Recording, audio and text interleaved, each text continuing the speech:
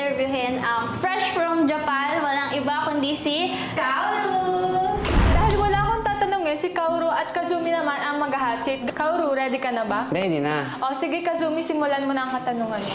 Okay, ito yung unang tanong ko para sa'yo. Nung nakilala mo ako, ano yung dahilan para maligaw ka sa akin? Na-inlove na agad ako sa'yo.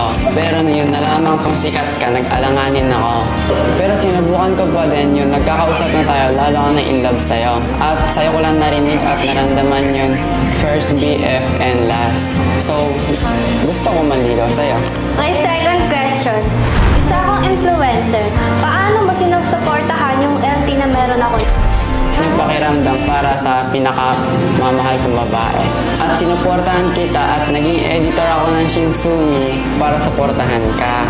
At kahit pagod ako sa school, edit pa rin ako. Rest time ko ay kakol ka. Kaya nakaya ko suportahan ang Shinsumi.